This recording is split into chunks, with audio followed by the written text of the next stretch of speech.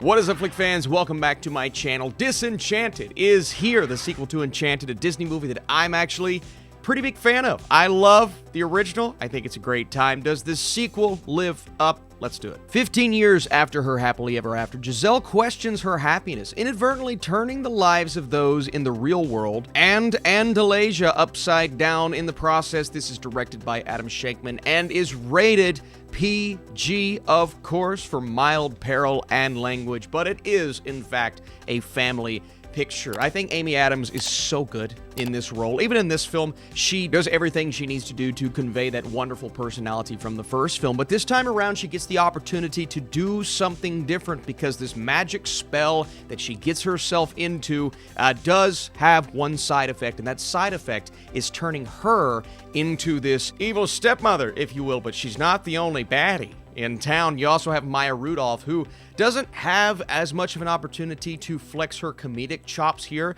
It's still a quirky character. They still go for the joke every now and then, but it's two villainous type characters whenever Giselle is going down that dark path. So that was refreshing. You even get a musical number based around that concept, and that may just be the best musical number of the entire movie. This is a film that I questioned about 15 minutes in because we were kind of just doing the same old thing for a while at the beginning of this one. We were moving our characters to a different part of the city. They're packing up here and unpacking here, and Morgan is having some issues with the way that Giselle operates because, you know, teenagers. They're doing their teenager thing. And we get some conversations between Patrick Dempsey and Amy Adams. James Marsden's Edward, Idina Menzel's Nancy, they come back into the picture for a little bit. Not as much James Marsden as maybe I would have liked in this movie. He is spectacular as this character, but they're absolutely there.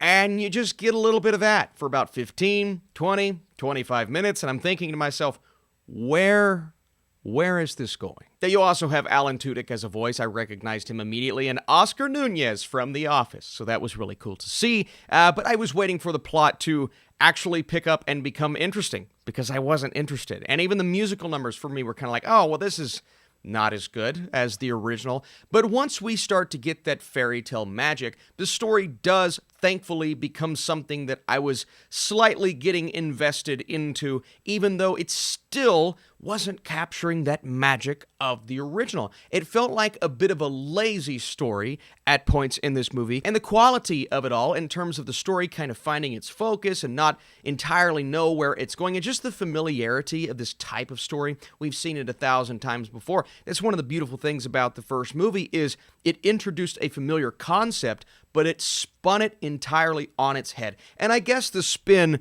in this movie is bringing that fairy tale world to our world. That's kind of cool. Once again, utilizing 2D animation, and I loved the 2D animation in this movie way more than the 3D animation. It's crazy because when you're watching the 2D, you're like, oh, this budget is wonderful. They're bringing about some of the most beautiful on-screen 2D animation I've seen in a long time. And then you get some of these CGI characters like the Scroll, which I love the voice, but you're watching it going, this is definitely a TV movie.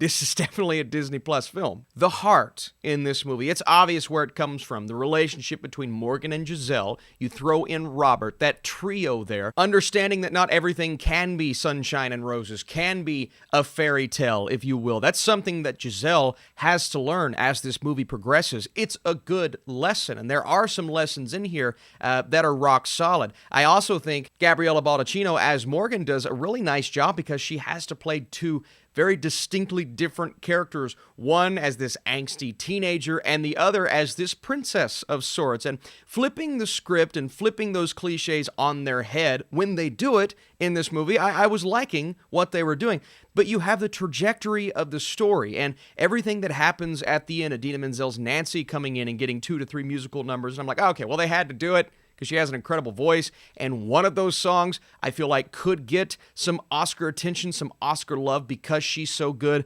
but even then, I felt as if those songs were songs that I have heard before, and I felt as if this message was nothing new or nothing creative, which is so different from how I felt about the original Enchanted. Maya Rudolph's villain is fun, and I do like how they introduce things at the beginning of the movie in the normal world, and then once everything turns into a fairy tale, we get to see those plot points come back in a drastically different way. I like what they did with the character of Edgar. Regardless, I just wasn't in love with how this movie wrapped up. You can see exactly where it's going, nothing that I've never seen before, and it just didn't feel like it was of the quality of the original Enchanted. Not everyone's going to feel that way. Again, there's some heart in this film. Some of the songs are entertaining, and I do think you'll find these characters to be the exact same characters that we left off. So before I give you guys my score, if you are here and you want to support this channel, the best way to do that is by dropping that like down below, leaving a comment. What is your favorite Amy Adams performance?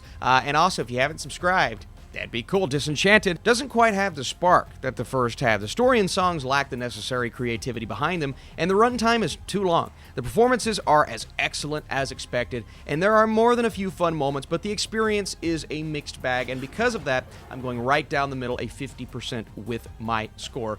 I was actually really excited for this, so a bit disappointed at the end of the day, but I need to know what you guys think, and stay tuned. I'm seeing the menu, and we'll have a review for that movie later today.